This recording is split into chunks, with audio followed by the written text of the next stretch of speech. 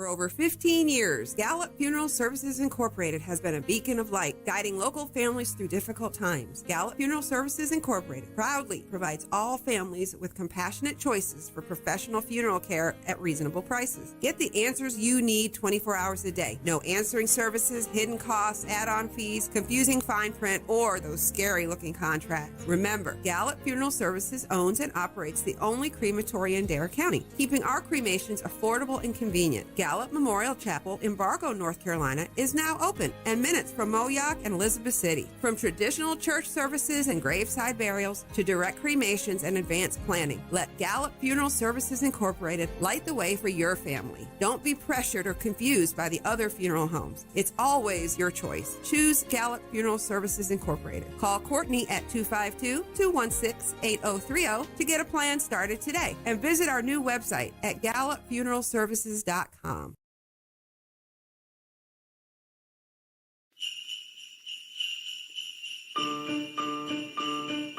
11 days left for Christmas shopping, 11 days left to fill the stocking, 11 days left for Christmas shopping, only got 11 days more. Hiya, Christmas is just around the corner, only 11 more shopping days. You better hurry. To all who come to this happy place, welcome. News team, assemble! Joining us live because if you want to know anything about the Outer Banks, Sam Walker's the dude to fill you in. The sea was angry that day, my friends. Like an old man trying to send back soup in a deli. Always appreciate talking to you. Always good stuff with Sam Walker in the Outer Banks. Now here's Les Nessman and the news.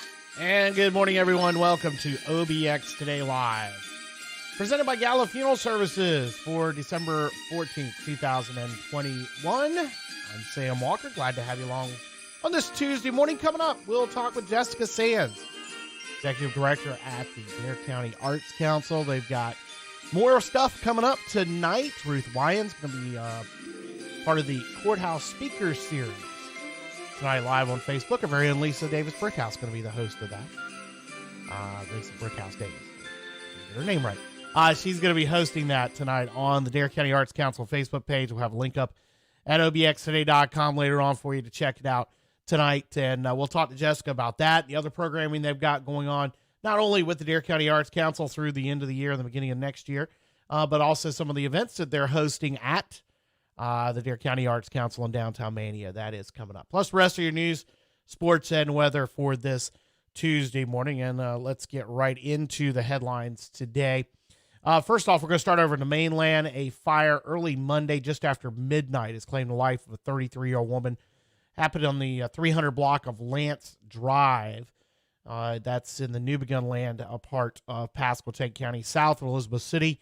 Deputies actually called in that they saw an orange glow in the sky, and a fire was reported just after midnight, around 12:15 in the morning, Monday morning in southern Pasquotank County. When deputies and firefighters arrived, they found a woman inside the home.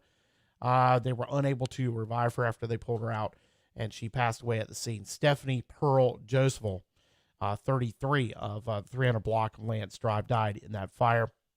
The cause of the fire is under investigation. A new report is out from the producers of the Lost Colony Outdoor Drama, analyzing challenges and addressing complaints from cast, crew, and even alumni during the 2021 season. The Board of Directors of the Roanoke Island Historical Association received the report on Saturday, which was prepared by the Community Relations Committee of the Roanoke Island Historical Association. They're the producers of Lost Colony. That committee was chaired by Tess Judge of Kitty Hawk, along with Lucy Inman of Raleigh, Gary Pierce from Raleigh and Nags Head, and David Warnoff of Pinehurst. According to the news release issued Monday, the committee was appointed in September to review concerns about the 84th season of the nation's longest-running outdoor drama. I'll read some excerpts from the report. By every external measure, the 2021 season was a success. Revenue, ticket sales, and audience numbers hit levels not seen in nearly a decade. Average nightly attendance increased almost 20% to 646 from 540 in 2019. The audience averaged over 600 per night for the first time since 2013. Gross ticket revenue increased 25% despite fewer shows. than 2019 due to weather and the COVID-related cancellation of the final week of the season. The committee hosted a 2-hour Zoom meeting on September 24th to hear comments, concerns from alumni representatives. The committee also received and reviewed more than 40 letters forwarded by the alumni expressing concerns. Now, according to Monday's press release, the panel made 3 primary findings: that there were operational and communications problems that must be remedied next season. There were a number of concerns and criticisms regarding creative aspects of the show. That panel said these should be communicated to the director for his consideration in developing the 2022 production. And they also said that some of the allegations that were made were unfounded and did not stand up to scrutiny. The committee also gave its analysis of the show's current leadership, concluding that Chairman Kevin Bradley, General Manager John Ancona, and Director Jeff Whiting acted appropriately under difficult circumstances.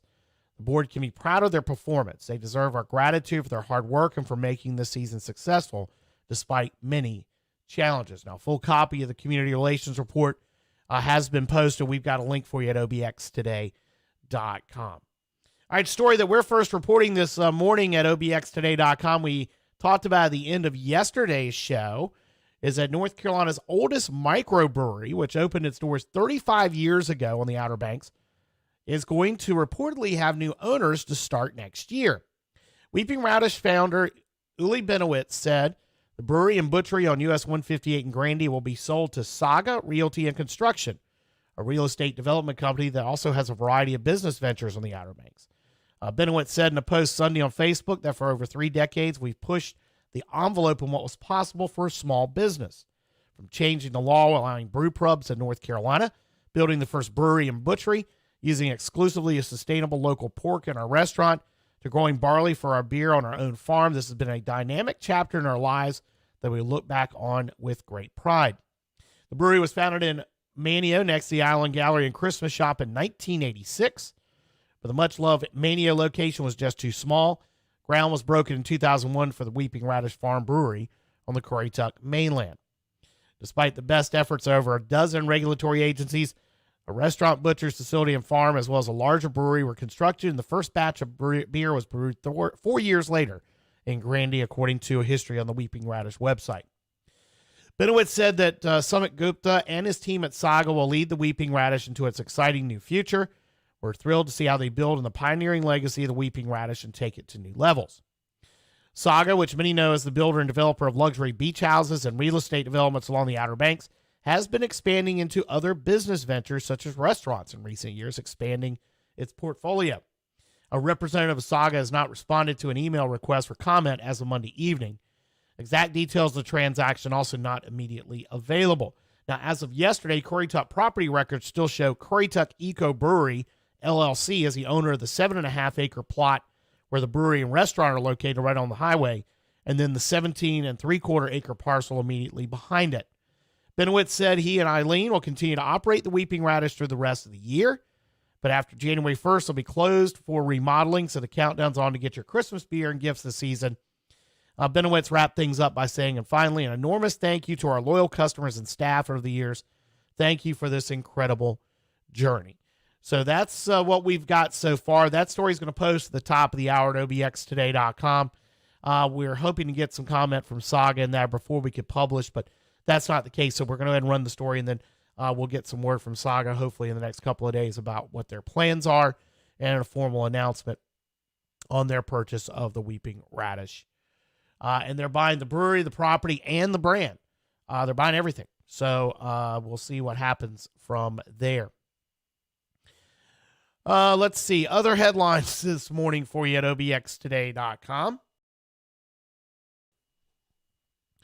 Of course, this week is the 118th anniversary of the Wright brothers' first flight. Yesterday, Outer Banks Forever, the First Flight Society, and the National Aviation Heritage Area announced that work they've been doing with the past year with the National Park Service, both the Wright Brothers National Memorial and Dayton Aviation Heritage National Historic Park, is complete to link the Wright brothers' stories from North Carolina, Ohio, and the states in between through virtual and in-person learning experiences. They're calling this the Wright route, and they've got a website set up, wrightroute.org. Let's see. I want to try to pull this up here so you can see better. Where is it? Yeah, there it is. Wrightroute.org. So what they've done is create a website and a virtual learning experience that is going to be available and is available now. And again, it is called the Wright Route, and it documents the travels of the brothers from Dayton to the Outer Banks. And right now focuses on several stops: Cincinnati, Norfolk, Elizabeth City, Kitty Hawk, and Kill Devil Hills. And they do look to expand that, but this is a pretty cool thing.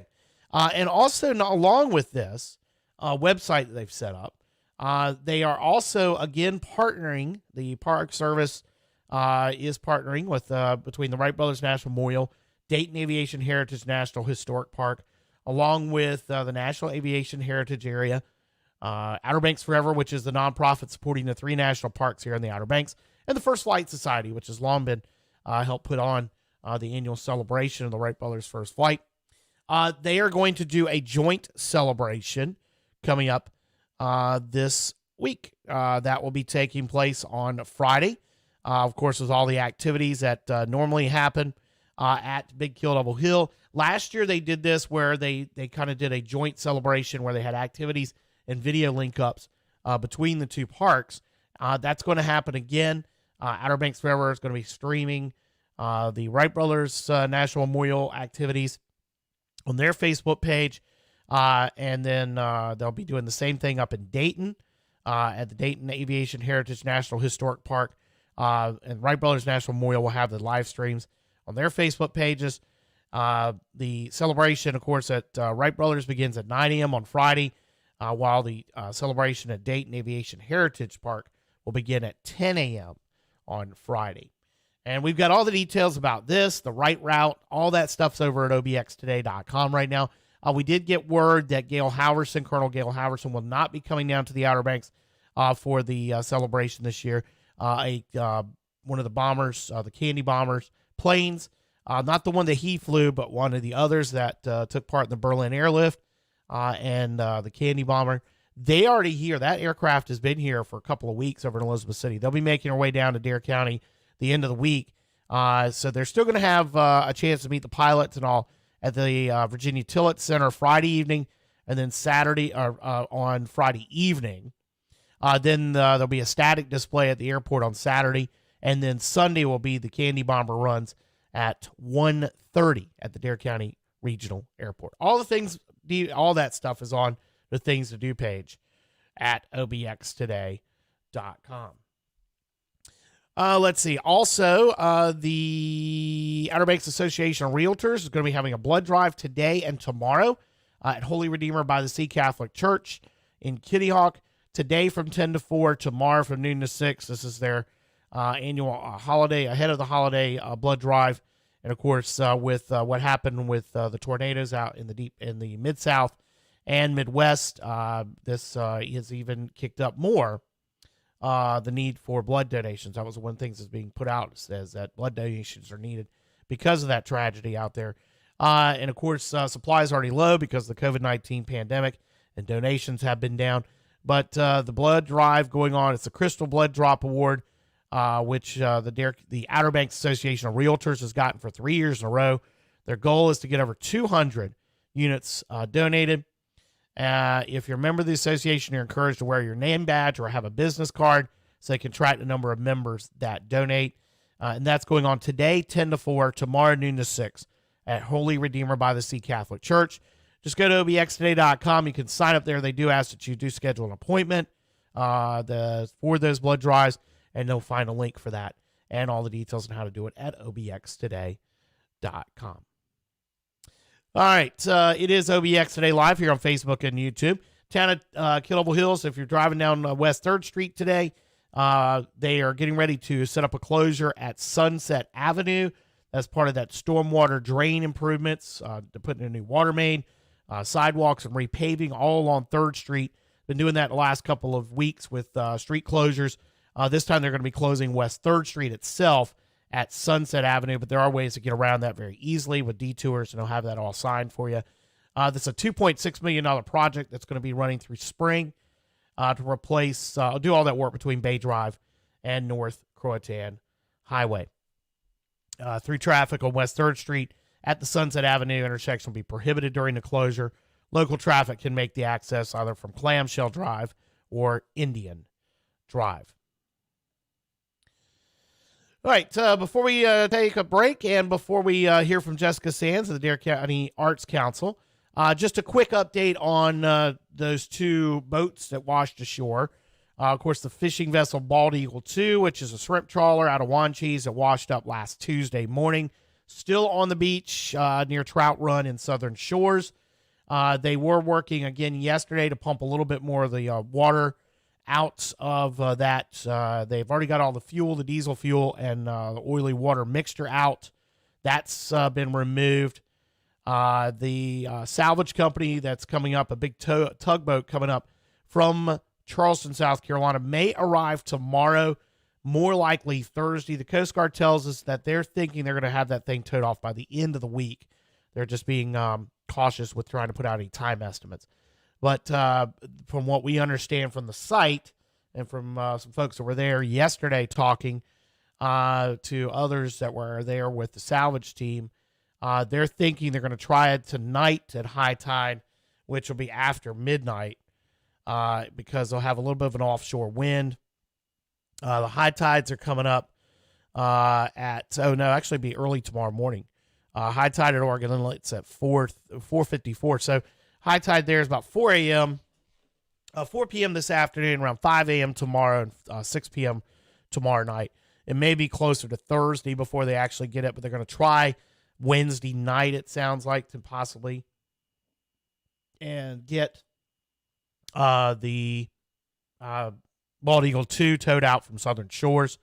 They were still working to get that sailboat that washed up north of Avon Pier moved. They'd already gotten it up out of the breakers and up on the beach. So we'll see if there's an update on that. Probably get an update on that here shortly. Folks have been sending us pictures and such of all those different things in the morning hours after they go out there and take a look for us, which is very nice. We appreciate all that assistance in getting the news out to everybody else when we can't be all places at once. Trying to cover 100 miles of beach gets that way. So we appreciate everybody that helps jump in and help us out with cover the news here at obxtoday.com. All right, take a break. Come back. Jessica Sands from the Dare County Arts Council. She's our guest coming up here on OBX Today Live. Stay right there. For over 15 years, Gallup Funeral Services Incorporated has been a beacon of light, guiding local families through difficult times. Gallup Funeral Services Incorporated proudly provides all families with compassionate choices for professional funeral care at reasonable prices. Get the answers you need 24 hours a day. No answering services, hidden costs, add-on fees, confusing fine print, or those scary-looking contracts. Remember, Gallup Funeral Services owns and operates the only crematory in Dare County, keeping our cremations affordable and convenient. Gallup Memorial Chapel in Bargo, North Carolina is now open and minutes from Moyock and Elizabeth City. From traditional church services and graveside burials to direct cremations and advanced planning, let Gallup Funeral Services Incorporated light the way for your family. Don't be pressured or confused by the other funeral homes. It's always your choice. Choose Gallup Funeral Services Incorporated. Call Courtney at 252-216-8030 to get a plan started today, and visit our new website at gallupfuneralservices.com. Our pet of the week for this week is Zeus. Zeus is a mixed breed around 2 years old. Unfortunately, he was surrendered to the shelter because his family was moving and they couldn't take him with them. This big boy is completely house trained and would love to play tug of war all day. If you have another dog and are interested in adopting Zeus to join you on all of your adventures, we would love to schedule a dog meet. To adopt Zeus or foster one of our other animals, you can come visit us Monday through Saturday at our shelter located in Manio. This week, join us at the PetSmart in Nags Head, Friday the 17th from 5 to 8 p.m. for our Kitten Palooza. Stop by and see us so you can meet all of our adoptable kittens. For more information, visit our website at www.obxspca.org or visit our OBX SPCA Facebook page.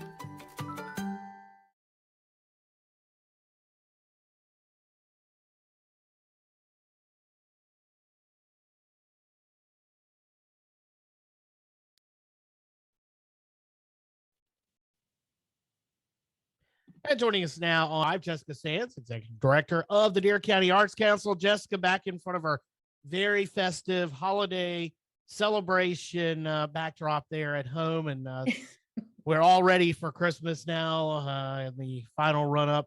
Still a lot to get to for you guys as the Dare County Arts Council. And let's just jump right in because you got a lot happening, including tonight. One of our own is taking part in tonight's Courthouse Speaker Series. That's right. Lisa Brickhouse Davis is going to be interviewing the legendary Ruth Wyand.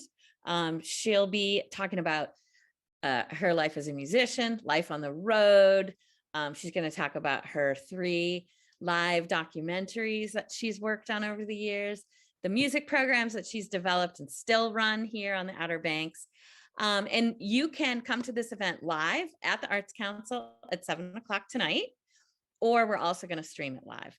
But we hope people will come, wear your masks, and hang out with us. It's going to be amazing. And Ruth's going to play a couple songs too. And the Courthouse Speaker Series, of course, something that came out of the coronavirus pandemic and finding ways to get more programming through the Dare County Arts Council and be able to do it remotely, and now to bring it into a live setting over the last several months. I know that has really been something that's become very popular for you guys.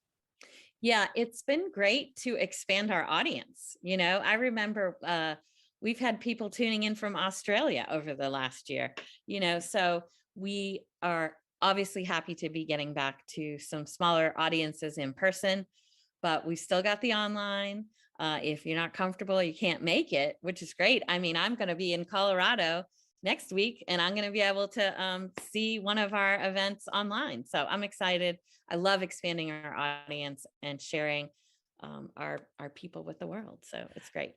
Yeah, it is. And you look back at over who you've had over the past year. I mean, all types of different genres of speakers. I mean, not just like Ruth being able to play music. And that was something that the Courthouse Speaker Series kind of came out of, was the courthouse sessions and That's having right. musicians on, giving them an opportunity to play during the pandemic, and then bring in, but I mean, you've had everybody from over the Coastal Studies Institute. You've had the North Carolina Poet Laureate, Jackie Shelton Green. We go back to March for that. I mean, that's been a great lineup in 2021, and I'm sure 2022 is going to be just as strong, if not even stronger. Yep, we've already got lots of plans. We're already making arrangements with people and doing some bookings. I don't have any to announce officially yet. We will release that when we have our schedule. But yeah, we've got lots of plans for 2022. It's gonna be great. Jessica Sands joining us from the Dare County Arts Council here on OBX Today Live, and winding down into the holidays now. And I know, you know, the programming does kind of slow down a little bit over the holidays. You've got several shows in the gallery right now. Of course, a great shopping opportunity as well, or some of these shows. Tell us more about what's going on at the gallery right now. Yep, we've got lots of art, obviously, on the walls. We've had so many artists come in over the past few weeks just to replenish their inventory. So lots of new stuff on the walls. And then, of course, we have the 2 exhibits. Rob Snyder's exhibit still going on. It's going to be up through most of January upstairs. And then Gail Midget has her exhibit down in the Vault Gallery. And she's doing great as well. And lots of really wonderful Christmas gifts in there. And she's going to be she's going to be in the vault until mid-February. So please come see us. Lots of fun stuff going on there. And there's something for everybody. You will find a gift for that person if you come see us in downtown Mania. Yeah. What's the hours going to be like coming in? Of course, this week you guys are on your normal hours. How about over the holidays, next week and the following week? Yep. So we're open our regular hours, Tuesday through Friday from 10 to 5 and Saturday from 10 to 4 through the 23rd. Then we are closed from the 24th until January 10th, and we'll reopen regular hours, the same hours on January 11th. You got another show that'll be opening at the end of January, which is an annual event. The call for entries already out for that one. There is the Frank Stick Memorial Art Show will be happening. It's going to open the end of January, just by the calendar. It's going to open on January 29th. It's the 44th annual. This one is really fun. Everybody looks forward to it. Anyone and everyone can submit their best piece of art that they've created in the last 2 years. It's going to be judged by James Melvin. And if you know him, he's just a lovely, wonderful artist in his own right. We love having him be in our space. And we're going to have an opening night, soiree. It'll be a great winter get together upstairs at the Arts Council. So you can find everything about the exhibit and how to submit your art piece and how to sign up to drop off your art piece all on our website, darearts.org. Well, I mean, let's look back at 2021 because we are last chance to talk about it. And then ahead to 2022, of course, some of the big things that happened, of course, besides we've talked about it before with the Courthouse Speaker Series and the Courthouse Sessions, being able to do that live streaming programming. You've also been able to the area out back, the courtyard is open now, and I had a chance to use that right about through First Friday in December with the tree lighting and all. I know that's been very exciting. What else could you say for 2021 has been really some of the highlights for the Dare County Arts Council? I think we had some really unique exhibits this past year. One that comes to mind was the Women Warriors exhibit. Ann Parsons featured, 30 women from the Outer Banks at different stages of their lives as historical figures, current, leaders in the community, and then aspiring young artists. And it was beautiful. She did these stylized portraits and it looked like the most beautiful museum. Another highlight for me was Homegrown. We hosted the first ever sort of fashion show for young adults in Manio. And it was an idea by Trey Govan. And it was so amazing to see that many young people gathered together. There are not a lot of events for the 20 somethings. And it was so great. And we definitely are hoping to do more events for that audience in 2022. Right. And right. Yeah. Now I wanted to ask you about two, because it's something about the Dare County Arts Council isn't just about what you guys put on. It's what you're able to host in different ways now. One of those, of course, is, you've got going on again, I think this weekend. I know this past weekend, it was sold out performances with the Theater Dare with Jacob Marley. And you've also got something you're going to be able to host online. Tell us more about that. So first of all, I got to see Jacob Marley this weekend. I got the last ticket on Saturday night. It was so wonderful. Really intense performances. It was a little dark and not what you expected, but really cool to see the Christmas Carol from Jacob Marley's perspective. They are already sold out this weekend, so you can't get any more tickets, but maybe you can find some on the dark market. But yeah, we're also going to be streaming the Outer Banks Choruses concert on Sunday, and we're so excited. They were one of my favorite courthouse sessions that we did virtually last year, and so we are able to. They're going to have their concert in person at the Redeemer by the Sea in Kitty Hawk, but we're going to also stream it at 4 p.m. on Sunday on our page. It's free online. It's free in person. Kyle Cook is just masterful. He's amazing. For those of you who don't know him, he's one of the music teachers in the country who's nominated for the Teacher Music Grammy. Mm-hmm. He's just brilliant. He's lovely to work with. I hope this is just the beginning of our partnership. And I hope you guys will tune in because you'll be in for a treat. Sunday at 4 at Holy Redeemer by the Sea in Kitty Hawk. With the 35th anniversary holiday concert for the Outer Banks course, and you can watch it on the Dare County Arts Council Facebook page. We'll get the links up for that in the Things to Do page at obxtoday.com, so you can find it real easy there. Jessica, thank you so much for joining us as you have throughout the last couple of months. Merry Christmas, Happy New Year. We will see you in 2022. Thank you, Sam. It's so lovely to chat with you regularly, and I look forward to sharing some new stuff when we get together in January. Sounds great. Thanks again. Thank you so much. For over 15 years, Gallup Funeral Services Incorporated has been a beacon of light, guiding local families through difficult times. Gallup Funeral Services Incorporated proudly provides all families with compassionate choices for professional funeral care at reasonable prices. Get the answers you need 24 hours a day. No answering services, hidden costs, add-on fees, confusing fine print, or those scary-looking contracts. Remember, Gallup Funeral Services owns and operates the only crematory in Dare County, keeping our cremations affordable and convenient. Gallup Memorial Chapel in Bargo, North Carolina is now open and minutes from Moyock and Elizabeth City. From traditional church services and graveside burials to direct cremations and advanced planning, let Gallup Funeral Services Incorporated light the way for your family. Don't be pressured or confused by the other funeral homes. It's always your choice. Choose Gallup Funeral Services Incorporated. Call Courtney at 252-216-8030 to get a plan started today and visit our new website at gallupfuneralservices.com.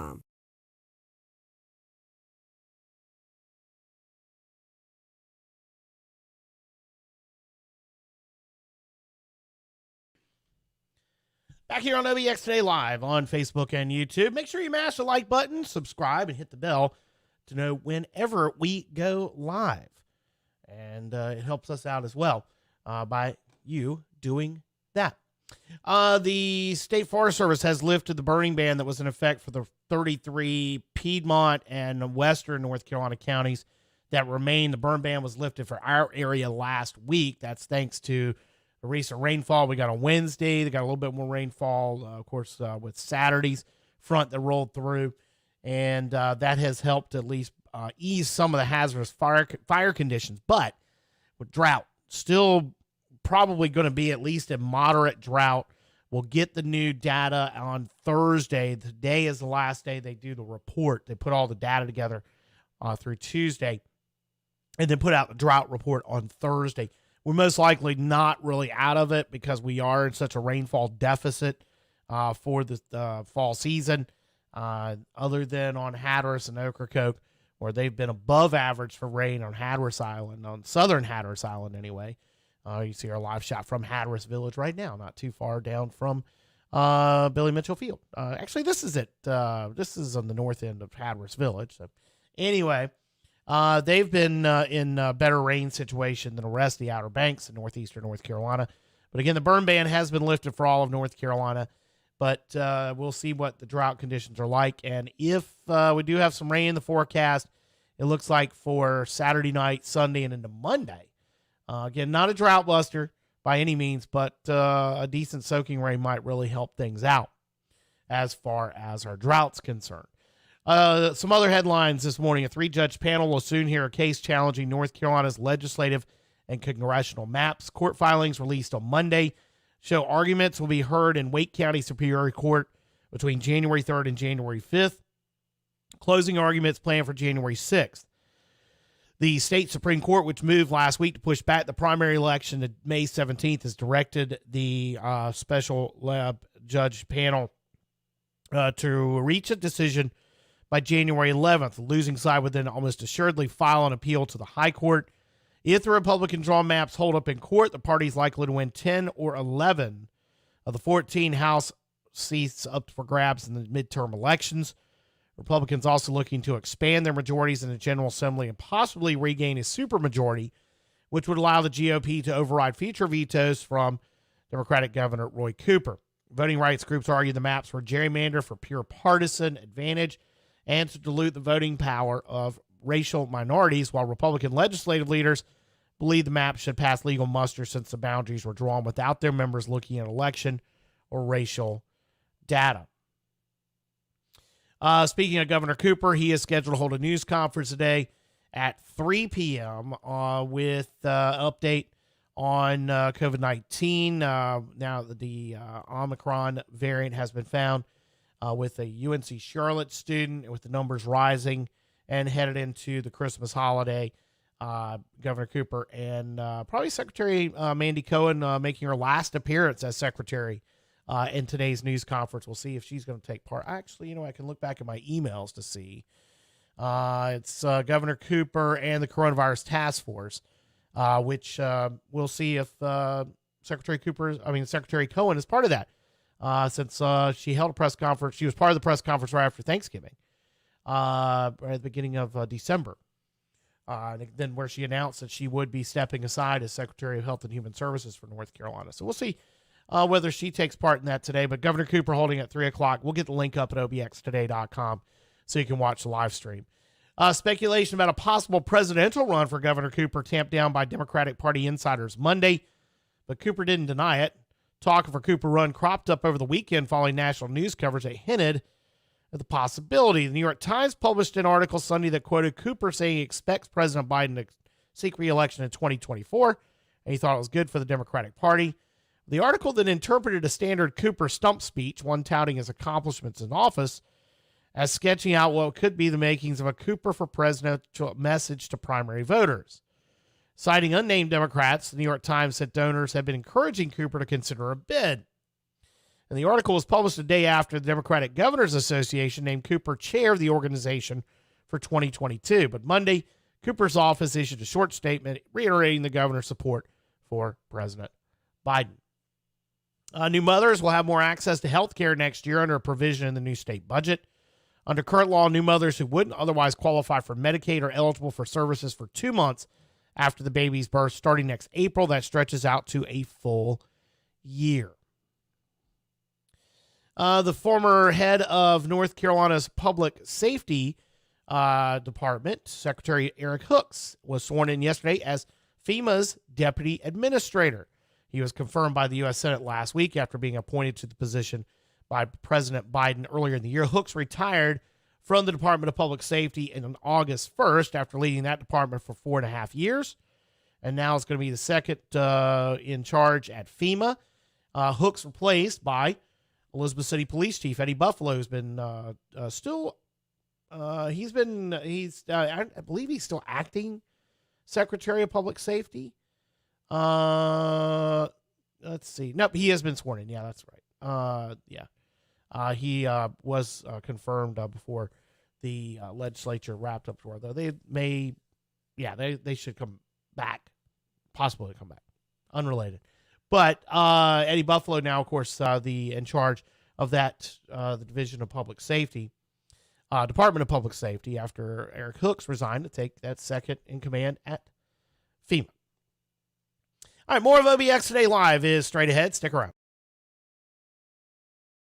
For over 15 years, Gallup Funeral Services Incorporated has been a beacon of light, guiding local families through difficult times. Gallup Funeral Services Incorporated proudly provides all families with compassionate choices for professional funeral care at reasonable prices. Get the answers you need 24 hours a day. No answering services, hidden costs, add-on fees, confusing fine print, or those scary-looking contracts. Remember, Gallup Funeral Services owns and operates the only crematory in Dare County, keeping our cremations affordable and convenient. Gallup Memorial Chapel in Bargo, North Carolina is now open and minutes from Moyock and Elizabeth City. From traditional church services and graveside burials to direct cremations and advanced planning, let Gallup Funeral Services Incorporated light the way for your family. Don't be pressured or confused by the other funeral homes. It's always your choice. Choose Gallup Funeral Services Incorporated. Call Courtney at 252-216-8030 to get a plan started today, and visit our new website at gallupfuneralservices.com.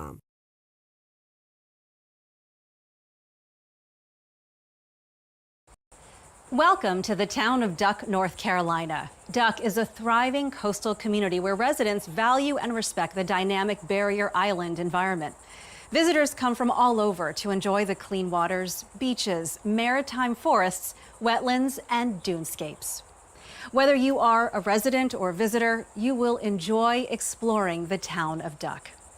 Before you start out on your own adventure, you need to know about one section of Duck that used to be a Navy bombing and rocket target range. This history means that there is a potential danger from unexploded training items that are still present in that area today. From 1941 to 1965, the Department of the Navy used 176 acres of land called the Duck Target Facility as a bombing and target range. During this period, U.S. Navy aircraft from the Norfolk, Virginia area would fly to the target range and conduct practice bombing and rocket runs. Pilots entered the range complex from the west and fired eastward at land-based stationary targets. Historical information tells us that these targets were located in the portion of the site that is currently occupied by the Field Research Facility. This Engineer Research and Development Center was established in 1977 and still supports the U.S. Army Corps of Engineers coastal engineering mission today. The training rockets and practice bombs used on the Duck target facility were fitted with spotting charges for marking by ground personnel. Debris from these items could still pose an explosive hazard today. Pilots using the targets were training, and those training rockets and bombs were known to have periodically fallen short, wide, and long of their intended targets. There is the possibility of these training items still being present, not only on the 176 acres that were the Duck target facility, but also on the land north or south of the targets, in the Currituck Sound to the west, or in the Atlantic Ocean to the east. To keep you and your family safe, everyone must understand the dangers of handling or disturbing munitions. Children are naturally curious and interested in exploring areas or handling equipment used by the military. Adults have also been known to collect military souvenirs, mistakenly believing they are no longer hazardous. If you come across a munition, or even think you might have come across a munition, don't touch, move, or disturb it in any way. If they explode, anyone nearby could be killed or severely injured. Follow the 3 R's of explosive safety and teach them to your family. Recognize, retreat, report. Recognize when you may have come across a munition and that munitions can be dangerous. Retreat, do not approach, touch, move, or disturb a suspect munition, but carefully leave the area. Report immediately what you saw and where you saw it to the Duck Fire Department or call 911.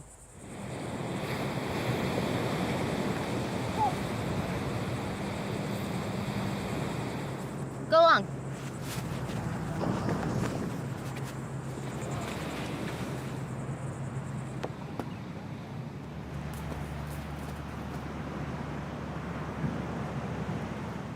What are you doing?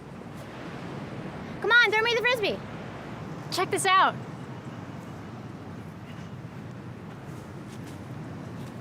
Whoa, stop. Don't touch it. I think it's an old bomb or rocket or something. But this used to be a Navy target range. Are you serious? That's so cool. We have to get No, seriously, don't touch it. Stay back here.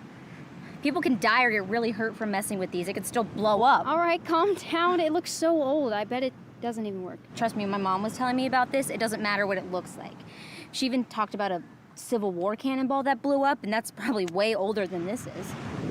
Hey, give me the Frisbee. Let's get out of here. Hi, yeah, I wanted to report something that my friend and I found on the beach. I think it's an old bomb or rocket or something. It's pretty rusty, so I'm not really sure, but... Yeah, could you meet us at the beach access on Sandy Ridge Road, and we can show you? Munitions are designed to injure or kill people or destroy equipment. They might be old or new and easy or hard to identify. The age or appearance of the item is no sign of the degree of danger it may present. Even cannonballs from the Civil War still present an explosive hazard. Follow the 3 R's of explosive safety. Recognize, retreat, report. Recognize when you may have come across a munition and that munitions are dangerous. Retreat, do not approach, touch, move, or disturb a suspect munition, but carefully leave the area. Report. Immediately report what you saw and where you saw it to the Duck Fire Department or call 911. Thanks for watching this video. Enjoy your time exploring all that Duck, North Carolina has to offer. Remember, if you think you've come across a munition, follow the 3 R's to stay safe. Recognize, retreat, report.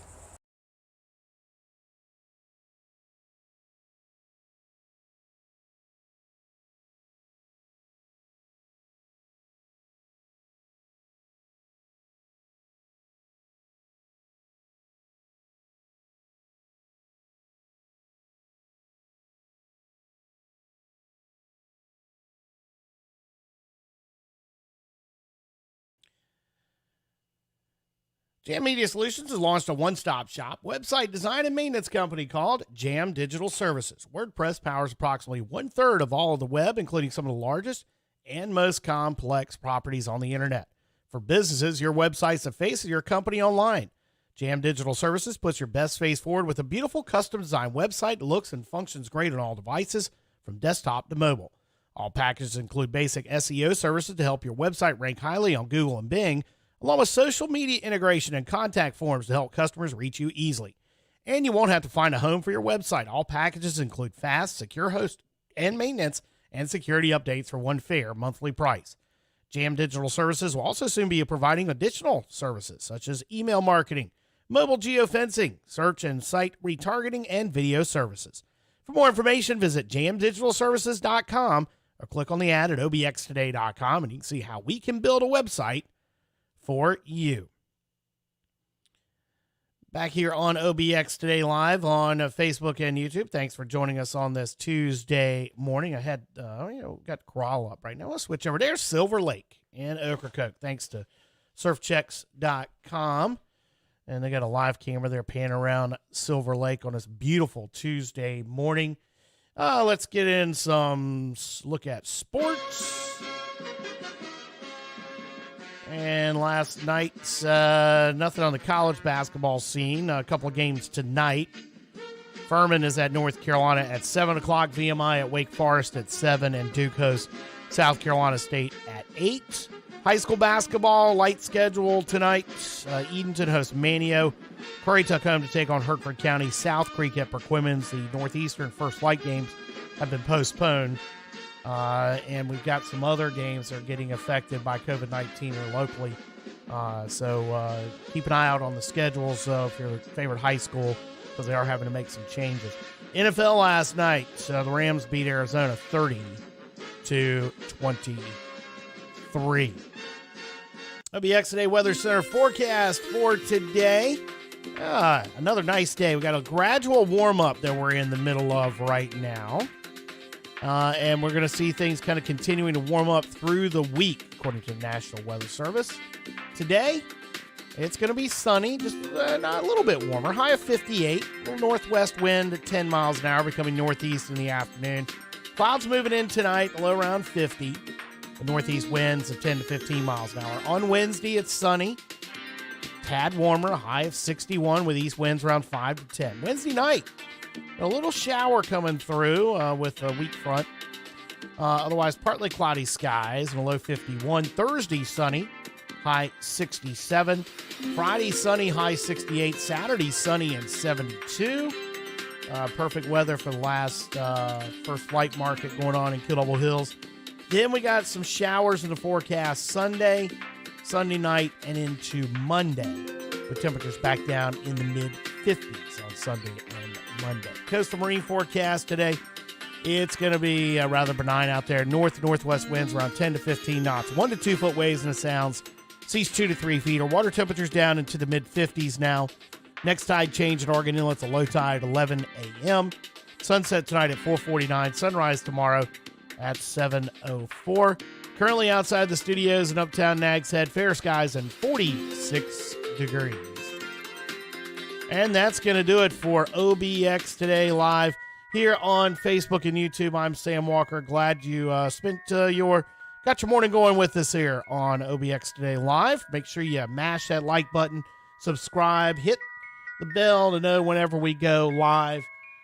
We'll be on with you every weekday morning here on Facebook and YouTube right on through the holidays. Take Christmas Eve, New Year's Eve off. But we'll be on with all the headlines and all the stuff you look forward to. Make sure you check out obxtoday.com for all the latest news as well. I'm Sam Walker. Have a great Tuesday, everybody. We will see you next time tomorrow here on OBX Today Live.